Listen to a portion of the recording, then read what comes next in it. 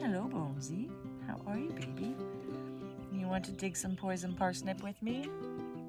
Hey guys, it's Katie Kate on the Homestead, and today I'm going to show you how to identify poison parsnip and explain why you want to eradicate it from your permaculture, which I'm not a big fan of doing, but this stuff is nasty. So I have slowly been clearing out this whole area.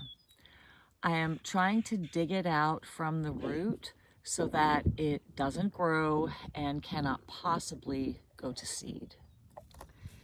This stuff grows all over my property. It is absolutely everywhere. And this is what it looks like when it first starts to come up. When I first moved here 2 years ago, this entire patch was 10 feet tall poison parsnip. And I have been spreading out straw and manure to try to smother this area as I continue to try to chop it all down as it grows in year after year. It is insidious.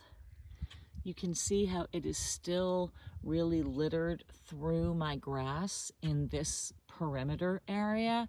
But now that I can get the riding lawnmower here, I should be able to keep it cut back enough that it will not go to seed.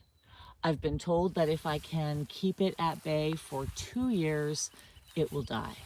So what's the deal with poison parsnip, and why do I hate it so much? Why do I want to eradicate it from my permaculture? I leave the dandelions alone. They don't bother me at all. What is it about this plant that makes it so noxious that I will actually take the time to hand dig it out of my lawn? This plant will burn you. When I first moved here and I started cutting it down in the spot that I showed you, people were warning me about not getting the juice on me and it would burn me. And I think I was kind of careful in the beginning, and then I got a bit cocky and I thought, oh, I'm not really getting burned. Maybe this plant doesn't really bother me.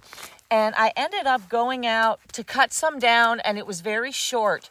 And I didn't have leg coverings on, and I thought, oh, how bad can it be? It's just a tiny plant. It's not even very tall. And I burned myself from ankle to thigh, and it took weeks to heal from that. So this stuff is no joke. It's not to be messed with. So much like a dandelion, you really got to get it up from the root. It's called poison parsnip. It kind of looks a bit like a parsnip, like a little turnip. And so fortunately, they're usually not too deep. They're fairly easy to dig out and just pound the dirt away. But again, I'm looking for all of this root bulb. And yeah, so I'm going to continue this whole section and take all this out again in the hopes that this work will pay it forward, as it won't be able to seed and come back, and I shouldn't have to do this year after year, at least in this area. But yes, a very insidious, noxious, obnoxious, painful plant. So poison parsnip, if you see this on your property, I recommend eradicating it.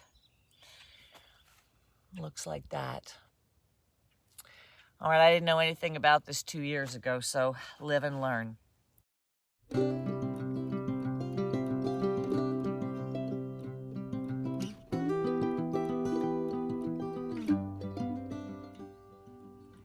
There is so much of it.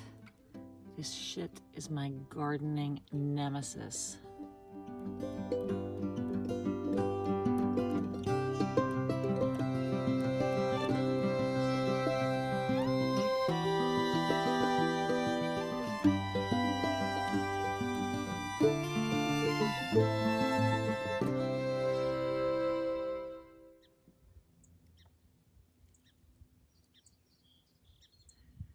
I don't know what he's hunting. Oh, it's a bird. He's hunting that bird. There's no way he's gonna get that bird. Okay, well, that whole area is done.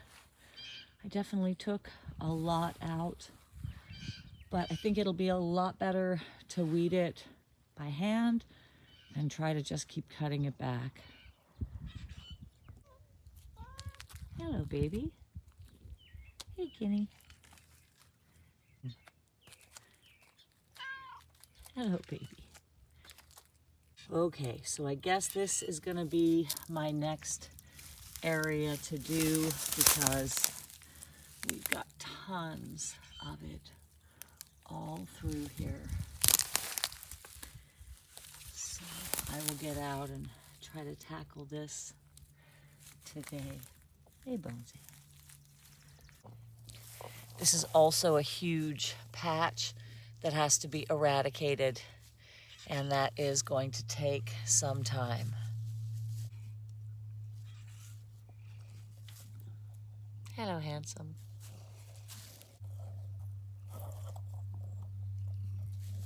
Hello, handsome.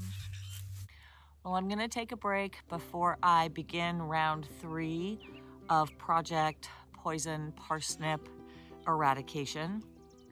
Sometimes I play a little thought game with myself where I imagine if I left the property for a week and I came back and the person that was looking after the place said to me all the things that they got accomplished while I was gone. So, Kate, I worked on the garden, I took this fence down, I cut this brush, I cut down trees, I weeded the poison parsnip from the front, I did XYZ, and I would be like, wow, you planted my garden, you started my seeds. And I would be pretty impressed. So it's just a fun way for me to give myself credit for the stuff that I do get done around here, despite it just being swimming upstream most of the time. So until next time, happy, healthy living. I hope you have a great day. I'm Katie Kate on the Homestead, and I'll see you later.